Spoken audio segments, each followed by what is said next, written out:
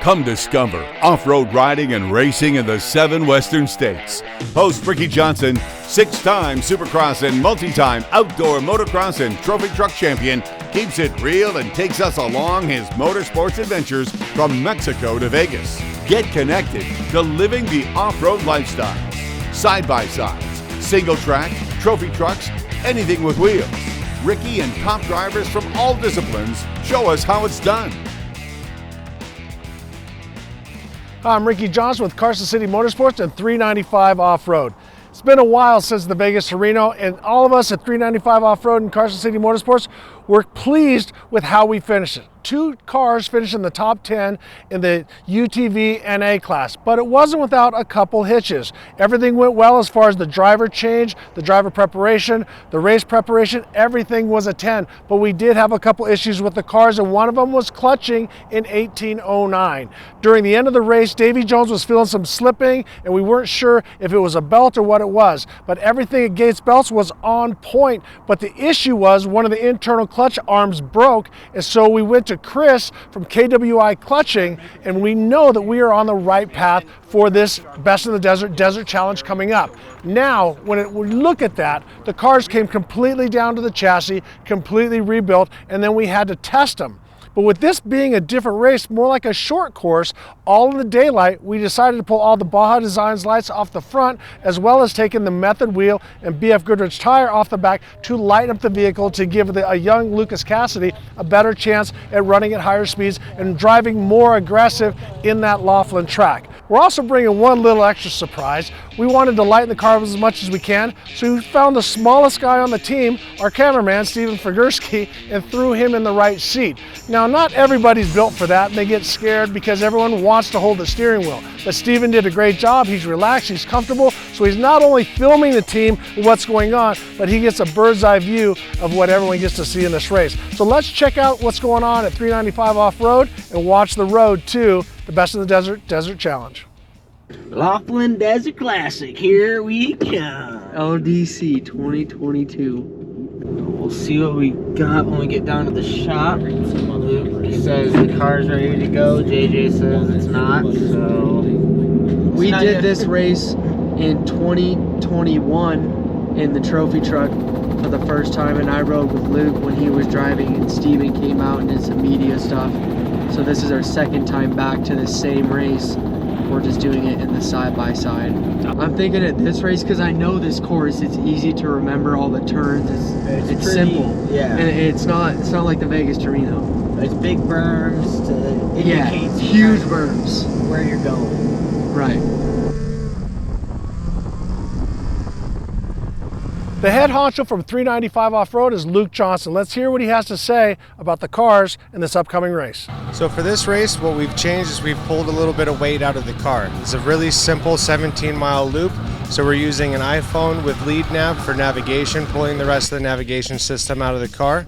We've removed the spare tire, the jack, the impact, a few things that actually have a considerable amount of weight in these small cars in order to gain a little bit more speed. We have a loop that if we ended up getting a flat, which I don't believe we will, running a strong tire like a BFG, this puts us in a position where we have faith in the machine that we've put out on the course that we can make it through without having to make any extra stops. We do have the hot pit in case of an accident, so with that, our driver has the confidence to go out there and not worry about having to change anything on the fly.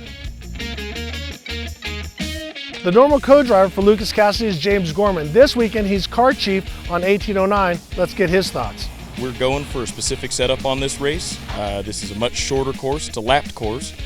I'm not exactly a small guy. I'm about 6'2", about 220 pounds. So we have a couple crew guys on the team that are a little bit smaller. Steven Figurski fits the memo pretty well.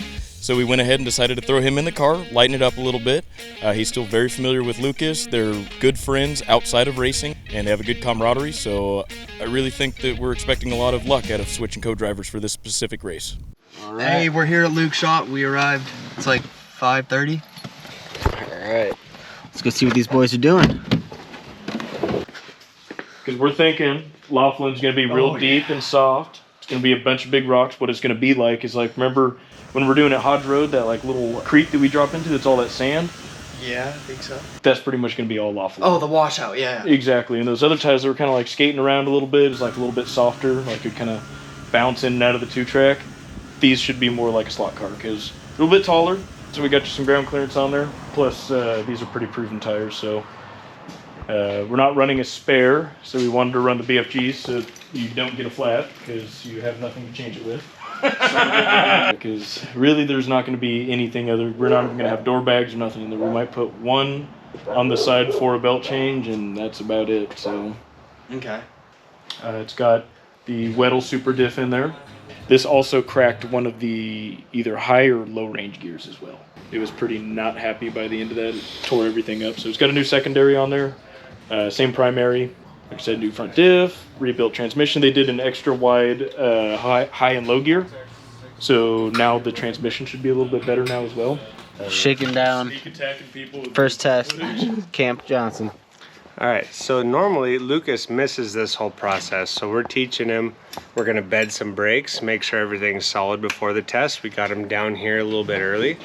So let's check the safety gear real quick. Lucas, what you got on? Got my 5-point harness and my safety glasses.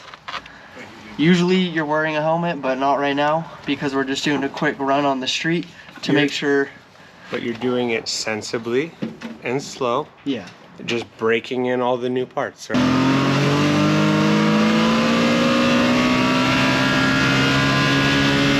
Nice and smooth on the throttle. Yes.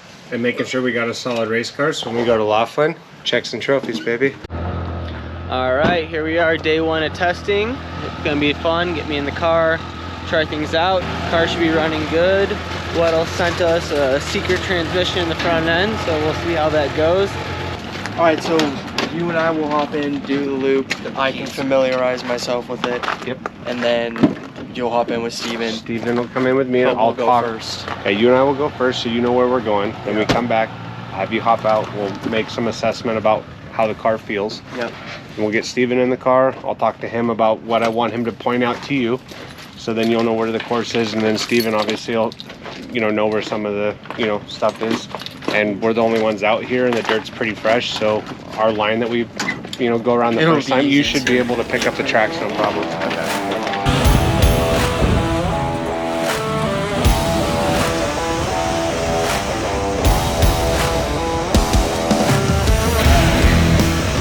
I don't know.